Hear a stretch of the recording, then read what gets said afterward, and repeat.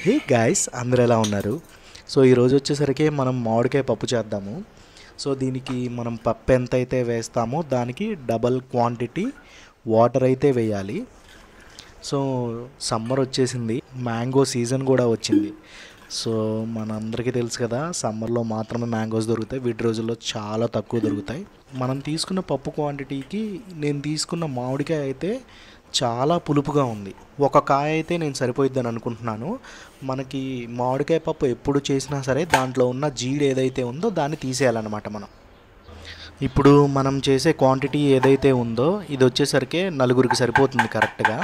అంటే ఇద్దరు పర్సన్స్ అయితే కనుక మధ్యాహ్నం అండ్ సాయంత్రం సరిపోతుంది. సో ఈ వీడియోలో ఇక నుంచి కట్ చేసే పార్ట్ ఏదైతే ఉందో దాన్ని కొంచెం స్పీడప్ చేస్తాను, ఎందుకంటే వీడియో లెంత్ అయితే ఎక్కువైపోతుందని నేనైతే అనుకుంటున్నాను. సో కొంచెం స్పీడప్ చేసి చూపిస్తాను.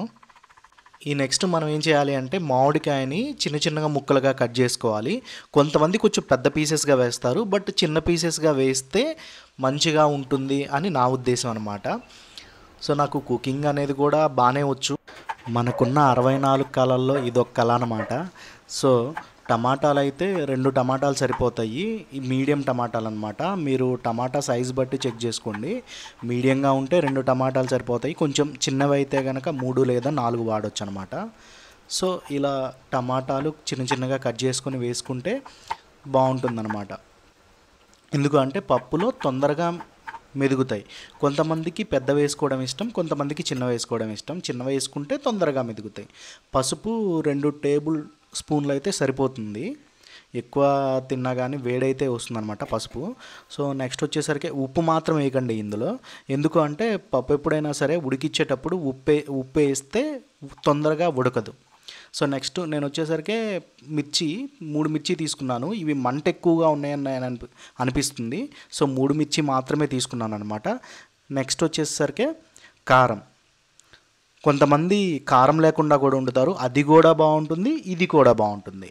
రెండు డిఫరెంట్ టేస్ట్ ఉంటాయి. మిర్చి ఒక్కటేసి కూడా వండుతారు. సో నెక్స్ట్ వచ్చేసరికి ఆయిల్ అనమాట. జస్ట్ డ్రాప్స్ అయ్యింది సరిపోతుంది, ఎక్కువేం వేయాల్సిన అవసరం లేదు. ఎందుకంటే పప్పు కొంచెం మంచిగా ఉడుకుతుందనే ఉద్దేశంతో ఆయిల్ కూడా వేస్తాము. తర్వాత కొంచెం మనం మిక్స్ చేసుకోవడం బెటర్. ఎందుకు అంటే మనం ఇప్పుడు వేసినవన్నీ ఒక సైడే ఉండిపోకుండా కొంచెం మంచిగా మిక్స్ చేసుకొని నెక్స్ట్ ఫర్దర్ స్టెప్ ఫాలో అవ్వాలన్నమాట. సో ఇక్కడ నేను వచ్చేసరికి మీకు చూపిస్తున్నాను కూడా, చూడండి జూమ్ చేసి ఎలా అనేది. అయ్యయ్యో, ఎన్ని విజిల్స్ రానియాలనేది మర్చిపోయానే. జస్ట్ జోక్ చేశాను అంతే, కంగారు పడకండి. మనకి ఏ పప్పు అయినా సరే 5 నుంచి 6 విజిల్స్ రానిస్తే సరిపోతుంది. ఈ వీడియోకి ఇదిదా ట్విస్ట్ అనమాట. నాతో పాటు ఇంకొక చిన్నపిల్ల కనపడుతుంది కదా, ఆమె పేరు పండు, రాజన్న వాళ్ళ అమ్మాయి. సో తను చాలా యాక్టివ్గా పార్టిసిపేట్ చేస్తుంది.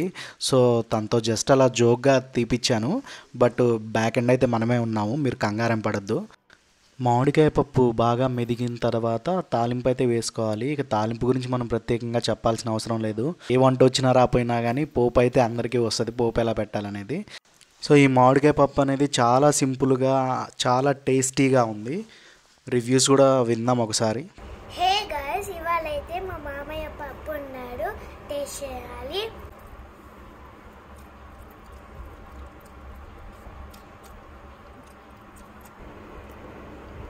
సూపర్ ఉంది.